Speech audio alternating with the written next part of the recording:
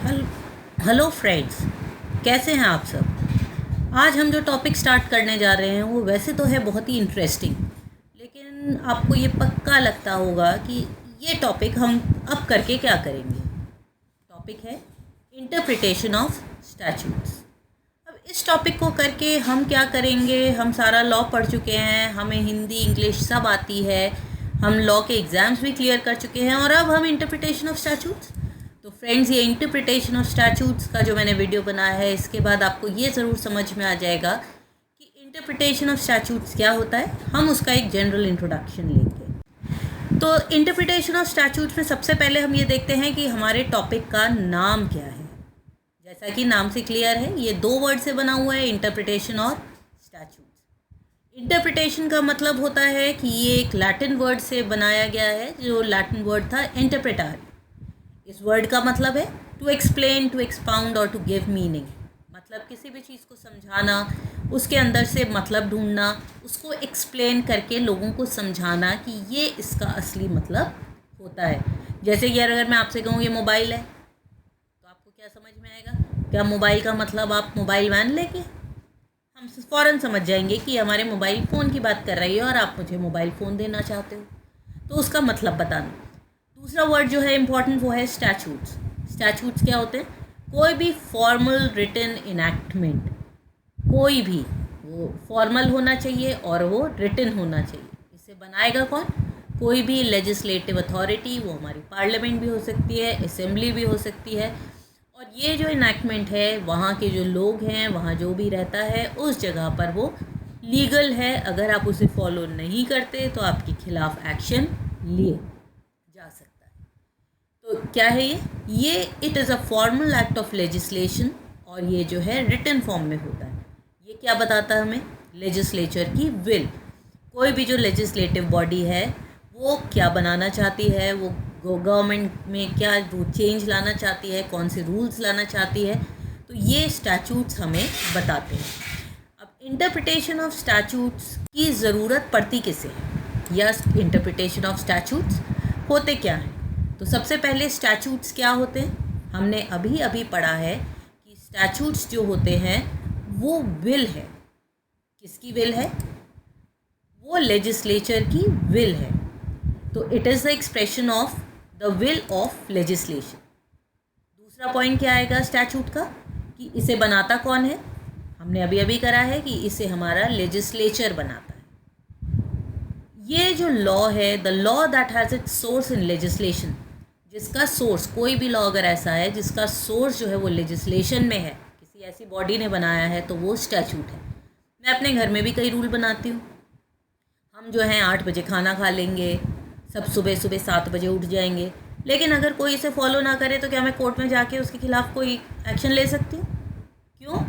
क्योंकि मेरे पास वो पावर नहीं है। तो जिसके पास ये लीगल रूल्स बनाने की पावर है, अगर उसने कोई रूल बनाया है तो वो क्या कहते हैं कि वो एक स्टैट्यूट है।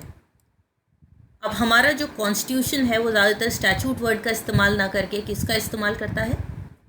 वर्ड जो है वो है लॉ। हम लॉ ही पढ़ते आ रहे हैं, तो वो लॉ का यूज़ ज़्यादा करता है, स्टैट्यूट्स का नहीं। अब स्टैट्यूट्स क्या क्या चीज़ें इंक्लूड करता है? स्टैट्यूट्स के अंदर हमारा ऑर्डिनेंस भी आ जाता है, पढ़ा है हमने ऑर्डिनेंस, इसीलिए हमें पहले सारे रूल्स पढ़ने थे। ऑर्डर भी आ जाता है, बाय लॉज, रूल, कोई भी रेगुलेशन आया है, गवर्नमेंट टाइम टाइम पे नोटिफिकेशंस देती है, और यहाँ तक कि जो कस्टम्स और यूजेज है जो एक लॉ की तरह लागू हो गया है। जैसे कि आर्टिकल 13(3) कॉन्स्टिट्यूशन, कुछ याद आया? उसमें हमने पढ़ा था कि कस्टम अगर कंटिन्यूसली कई सालों से चल रहा है, उसमें कोई ब्रेक नहीं आया है, उसे लोग बहुत बड़े स्केल पर फॉलो कर रहे हैं, ऐसी सारी चीज़ें जो है वो कस्टम लॉ के बराबर हो जाता है। जैसे कि अगर हम हिंदू लॉ लें, उसमें हम कहते हैं कि कस्टम है और उसको फॉलो करेंगे, उसको जब शादी हमारी हिंदू रीति रिवाजों के हिसाब से होगी तभी वो हिंदू लॉ में आएगा। तो ये है हमारा कस्टम और यूजेज, जिसको कि लॉ के रूप में हम लगा चुके हैं। अब हम देखते हैं इसकी डेफिनेशंस। इसकी डेफिनेशन से हमें ये समझ में आएगा कि हमें इसे क्यों पढ़ना है। तो पहली जो डेफिनेशन हम डिस्कस करने वाले हैं वो डेफिनेशन दी है सैलमन ने। सैलमन क्या कहता है? वो ये कहता है कि ये एक प्रोसेस है जिससे कि कोर्ट ये देखता है कि जो भी लेजिस्लेशन, जो भी स्टैचूट या जो भी रूल हमारी पार्लियामेंट या असेंबली लेकर आई है उसका मतलब क्या है, उसके अंदर से क्या मतलब निकल कर आ रहा है। और कोई ऐसी बॉडी ने वो रूल बनाना चाहिए जिसके पास वो अथॉरिटी थी। हमारे बॉस ही तो रूल बनाएंगे जिसे हम फॉलो करेंगे, तो जिसने वो रूल बनाया उसको ये अथॉरिटी भी होनी चाहिए। तो हम यहाँ पर देखते हैं कि ये जो इंटरप्रिटेशन ऑफ स्टैचूट है इसकी ज़रूरत किसे पड़ रही है, कोर्ट्स को। कोर्ट को क्यों पड़ रही है? क्योंकि अगर हम देखें हमारे कॉन्स्टिट्यूशन में हमें 3 पिलर्स दिए थे। पहला था लेजिस्लेचर, दूसरा क्या था एग्जीक्यूटिव, और तीसरी है हमारी जुडिशरी। तो जो हमारा सबसे पहला है लेजिस्लेशन, उसने तो अपना लॉ बना के, अपना स्टैचूट बना के अपना काम ख़त्म कर दिया। उसके बाद जो एग्जीक्यूटिव आई, जो भी उसके पास नियम आया उसने उसे फॉलो कर दिया। जो भी गवर्नमेंट ऑफिसर्स हैं, सरकारी नौकर हैं, वो तो उस रूल को फॉलो कर देंगे, उन्हें तो कुछ लेना देना नहीं है। अब इस रूल को अगर हम कभी कल को चैलेंज भी करेंगे तो कहाँ पर करेंगे? जुडिशरी में। और वहाँ पर कोर्ट को उसके अंदर का मतलब ढूंढ के तय करना पड़ेगा कि क्या ये रूल सही है या नहीं है। जैसे कि आजकल बहुत सीएए के बारे में चल रहा है, तो लेजिस्लेशन ने अपना काम कर दिया कि उसने सीएए को लागू कर दिया, लेजिस्लेशन आ गया। एग्जीक्यूटिव क्या कर रही है? पुलिस है, हमारे जो भी ऑफिसर्स हैं वो इस रूल को लागू कर दें।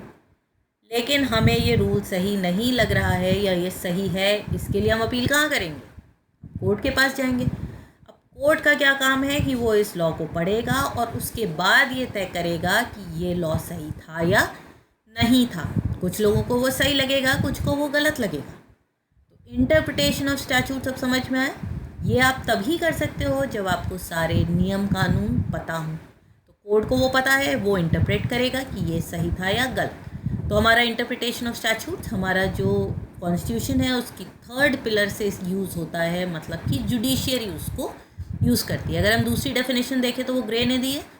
ग्रे भी क्या कह रहा है कि it is a process by which a जज construct from word of a statute.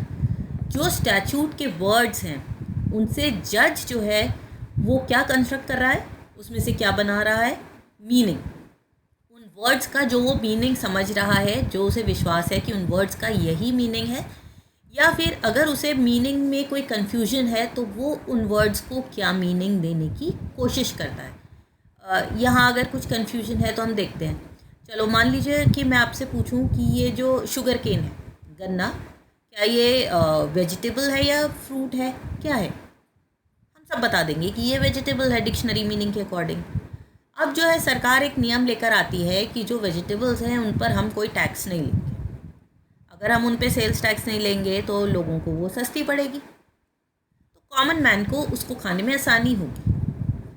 तो अब जो शुगर फैक्ट्रीज हैं वो जाके कोर्ट में कहती हैं कि हमारा शुगर केन भी तो एक सब्ज़ी है, इसको भी एग्जेम्प्ट करो, क्या एग्जेम्पशन मिलना चाहिए? तो यहाँ पर अगर उसे ये लगता है कि इसका डिक्शनरी मीनिंग सही नहीं है तो वो अपना एक ऑर्डिनरी मीनिंग देने की कोशिश करेगा, जैसा कि हम इसको डिस्कस कर चुके हैं। अब इसका मतलब क्या है? It is the art of finding out the true sense of an enactment. हमारे किसी भी इनैक्टमेंट का जो सही मतलब है, कैसे? जो हमारे वर्ड्स हैं इनैक्टमेंट में उनको नेचुरल और ऑर्डिनरी मीनिंग में यूज़ करेंगे। जैसे हमने अभी शुगर केन की बात करी, शुगर केन को नेचुरली हम कैसे यूज़ करते हैं? क्या हम उसे सब्ज़ी की तरह घर में खा रहे हैं? नहीं खा रहे। क्या कॉमन मैन उससे अपनी सब्ज़ी बना रहा है डेली के खाने में? नहीं बना रहा। तो कोर्ट क्या रूलिंग देगी कि शुगर केन, क्योंकि वो कॉमन मैन उसे एज अ वेजिटेबल यूज़ नहीं कर रहा है, तो हम डिक्शनरी मीनिंग ना लेकर हम ये समझते हैं कि उस लॉ के पीछे का ट्रू सेंस, उसका इंटेंशन, उसकी मंशा क्या थी कि कॉमन मैन जो सब्जियां खाता है उस पर टैक्स ना पड़े। तो ये कहेगा कि हम जो है शुगर केन को टैक्स की एम्बिट में, एग्जेम्पशन की एम्बिट में नहीं लेंगे। हमारे लिए शुगर केन पे टैक्स पड़ेगा। क्यों? क्योंकि उसे फैक्ट्रीज चीनी बनाने के लिए इस्तेमाल कर रही हैं, ना कि किसी वेजिटेबल की तरह। क्लियर? तो अब हम ये देखते हैं कि हमें इंटरप्रिटेशन ऑफ स्टैचूट की क्या ज़रूरत पड़ी। डेफिनेशन से थोड़ा तो आइडिया आपको क्लियर हो ही गया होगा। तो सबसे पहला है लेजिस्लेटिव लैंग्वेज। कई बार क्या होता है, जो लैंग्वेज है वो कॉम्प्लिकेटेड होती है, एम्बिगुअस होती है, इनकन्सिस्टेंट होती है या इनकम्प्लीट होती है। अब एम्बिगुअस का क्या मतलब? मान लो मैंने कहा कि मेरी जो जायदाद है वो मैं राम को दूंगी, और मेरे घर में तो 2-2 3-3 राम हैं। एक राम प्रसाद है, एक राम सिंह है, कौन से वाले राम को दूंगी? तो ये एम्बिगुअस हो गया, इनकंसिस्टेंट। कि मैं ये कह रही हूँ कि आपको एलएलबी के लिए ग्रेजुएशन में 50% तो चाहिए नंबर, लेकिन अगर 45 हैं तो भी आप दे सकते हो। ये भी इनकंसिस्टेंट हो गया, क्योंकि दोनों चीज़ें तो नहीं हो सकती। तीसरा हम लेके चलते हैं कि वो इनकम्प्लीट है। अब जैसे अगर मैं एलएलबी की बात करूँ तो मैं ये कह सकती हूँ कि आपको एलएलबी के लिए 2 कंडीशंस हैं। पहली तो ये है कि आपके पास ग्रेजुएशन होना चाहिए, और दूसरी कंडीशन को मैं लिखना भूल गई, तो ये हो गया इनकम्प्लीट। तो ऐसी कोई भी अगर कारण है जिसकी वजह से लैंग्वेज में ये प्रॉब्लम्स हैं, तो वो हमारा रीज़न हो गया कि हमें उसे इंटरप्रेट करना पड़ेगा। दूसरा है लेजिस्लेटिव इंटेंट। ये और कॉम्प्लिकेटेड है, क्योंकि इसमें हम सिर्फ मीनिंग पर नहीं जाते, इसमें हम किस पे जाते हैं? स्पिरिट पे। कि हम जो रूल लेकर आए हैं, जिसको हम स्टडी कर रहे हैं, उसका मतलब क्या था। जैसे हमने अभी पीछे शुगर केन का किया, उस पर स्पिरिट क्या थी कि वेजिटेबल्स पर टैक्स एग्जेम्पशन मिले लोगों को, उन्हें सब उस पर टैक्स ना देना पड़े। लेकिन गन्ना तो उसमें इंक्लूड नहीं हो रहा था, तो हमने उसकी स्पिरिट को देखा। और ये जो स्पिरिट है, उसमें हम जो उसका एग्जैक्ट मीनिंग है, उससे हट कर पहले ढूंढते हैं कि इस लॉ को लाने का पर्पस या ऑब्जेक्ट क्या था, किस वजह से हम उसको लेकर आए हैं। तो ये है हमारा लेजिस्लेटिव इंटेंट। अब हम देखते हैं कि ये ऑब्जेक्ट्स क्या हैं हमारे इंटरप्रिटेशन के। कोई ना कोई ऑब्जेक्ट तो होगा जब हम इसे पढ़ रहे हैं। तो सबसे पहला क्या है कि इंटरप्रिटेशन जो है वो कॉन्स्टिट्यूटिव फीचर है किसी भी लॉ का। लॉ का सबसे पहला पॉइंट ही यही है, लॉ बनाने का फ़ायदा ये है जब हम उसे इंटरप्रेट कर पाएँ, हम उसको समझ पाएँ। दूसरा क्या है कि हमारे लेजिस्लेचर का प्राइमरी ऑब्जेक्ट क्या है कि उसका इंटेंशन सही होना चाहिए, हमें उसका इंटेंशन ढूंढना है, ना कि मतलब। एक और एग्जांपल अगर मैं ले लूँ कि हम पार्किंग से क्या समझते हैं? गाड़ी की पार्किंग।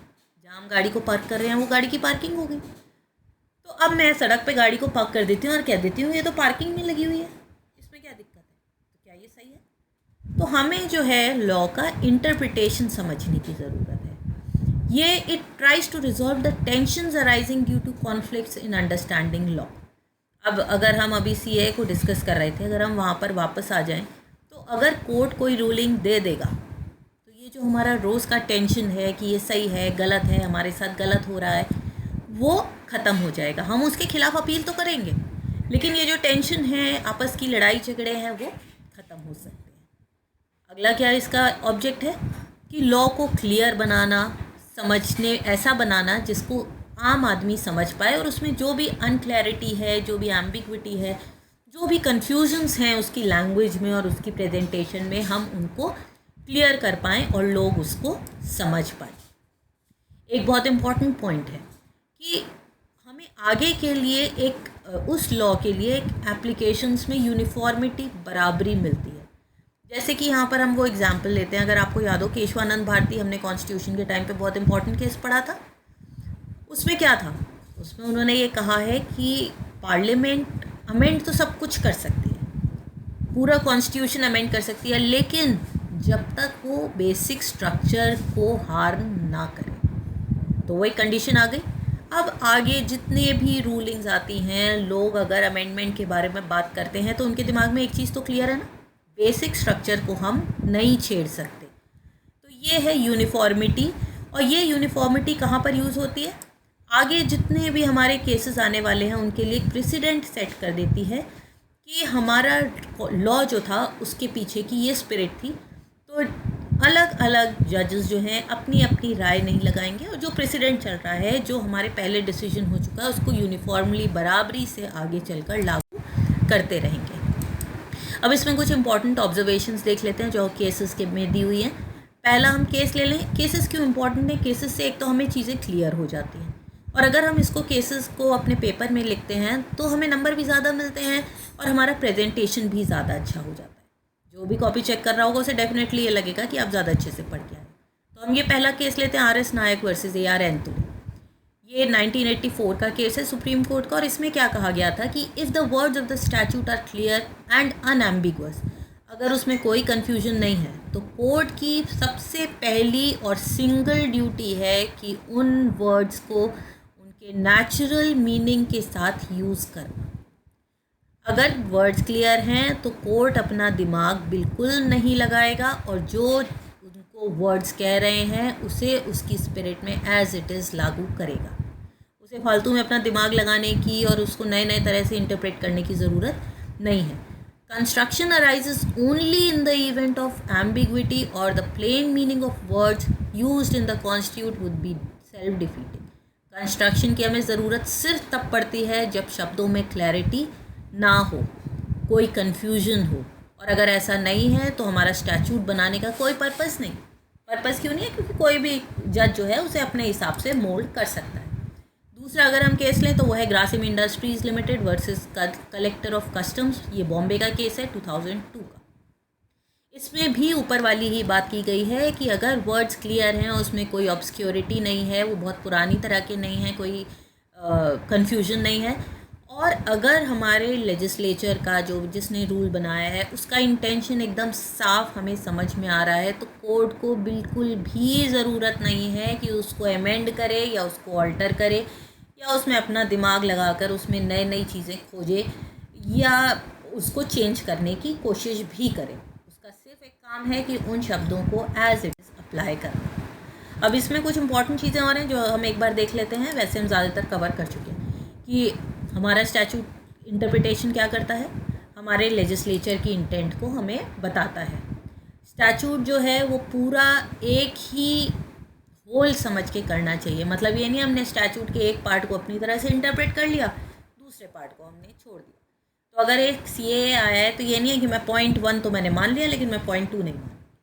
जब हम कोई भी लॉ लाते हैं तो वो गवर्नमेंट पूरा का पूरा एक साथ लेकर आती है, तो उसका जो इंटेंशन है वो पहली लाइन से लेकर आखिरी लाइन तक चलता है, वो सेम होता है।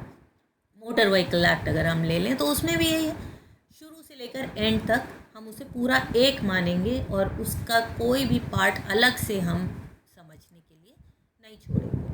अब statute must be construed so as to make it effective और वर्केबल। तो हम जब भी स्टैचूट को या लॉ को इंटरप्रेट करते हैं, उसे समझने की कोशिश करते हैं, तो हमारी क्या कोशिश होनी चाहिए कि वो समाज में लागू हो सके और असरदार हो। ऐसा ना हो कि हमने जो है एक रूल को इंटरप्रेट तो कर लिया लेकिन जब हम उसे लागू करने चले तो वो वहाँ पर सही नहीं उतरा।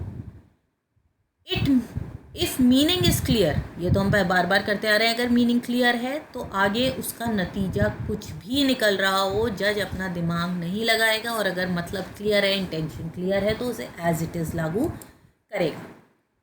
नीड फॉर इंटरप्रिटेशन, ये फिर से वही है कि तभी आती है इंटरप्रिटेशन की ज़रूरत अगर कोई शब्दों में एम्बिग्विटी हो, क्लियर ना हो, वर्ड्स इनकन्सिस्टेंट हो या इनकम्प्लीट हो, अधूरे। अब इंटरप्रिटेशन कितनी तरह का होता है? इंटरप्रिटेशन अगर हम देखें तो 2 तरह का होता है। पहला क्या है? लिटरल और ग्रामेटिकल इंटरप्रिटेशन। जैसा मैंने आपको अभी बताया कि अगर हमारे मीनिंग्स जो भी वर्ड्स हैं उनका बिल्कुल क्लियर है, सब समझ में आ रहा है और कोई प्रॉब्लम नहीं है उसे अप्लाई करने में, तो ऐसे में हम लिटरल या ग्रामेटिकल इंटरप्रिटेशन का इस्तेमाल करते हैं। इसका एक बहुत बड़ा ये फ़ायदा है कि कोई भी जज इसमें हेर फेर नहीं कर सकता, जो लिखा है वो एज इट इज़ सालों साल अप्लाई होता रहता है। और दूसरा हमारा काइंड ऑफ इंटरप्रिटेशन क्या है? वो है लॉजिकल इंटरप्रिटेशन। यहाँ पर कोर्ट अपना दिमाग लगाएगा। यहाँ पर क्या होगा? जब कोर्ट को वर्ड्स का मतलब क्लियर नहीं लग रहा या उसको लग रहा है कि जिस स्टैचूट जिस इंटेंशन से लाया गया था वो इसमें फुलफ़िल बिल्कुल नहीं हो रहा है, वहाँ पर वो क्या करेगा? वर्ड से आगे जाके देखेगा। जैसे हमने अभी शुगर केन वाला किया, शुगर केन की जगह अगर हम कोकोनट भी मान लें, कोकोनट भी एक वेजिटेबल है, लेकिन क्या उसे टैक्स एग्जेम्पशन मिलना चाहिए? हम उसे भी रोज़ खाने की तरह नहीं खाते।